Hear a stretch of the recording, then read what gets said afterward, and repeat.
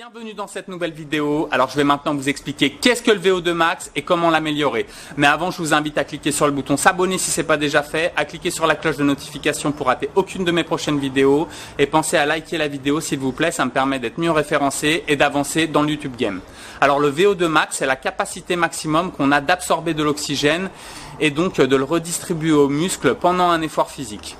Donc il y a plusieurs facteurs qui influent sur ce VO2 max. Le premier c'est génétique, donc ça on peut rien y faire. Le deuxième ça va être au niveau de la pompe, donc du cœur.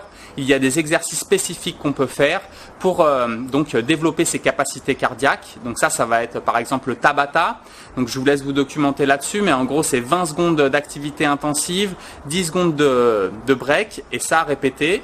Et il y a le 30-30, donc là c'est 30 secondes d'activité entre 90 et 100%. De nos capacités et 30 secondes d'activité modérée pour récupérer.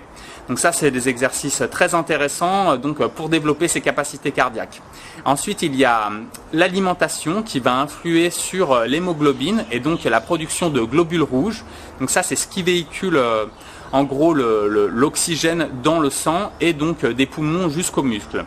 Donc il y a trois facteurs dans cette alimentation qui influent sur la production de globules rouges. Le premier c'est la vitamine B9, donc ça vient de toute l'alimentation plutôt végétale, donc les fruits, les légumes, les légumineuses. Il y a la vitamine B12, donc ça vient d'une alimentation plutôt carnée, avec les poissons, les fruits de mer. Et il y a donc le fer qui englobe ces deux types d'alimentation. Donc en gros, si vous avez une alimentation équilibrée, mesurée, et qui est prise en charge dans votre cycle de progression, eh bien vous allez avoir tout ce qu'il faut comme hémoglobine, comme globules rouges pour véhiculer votre oxygène.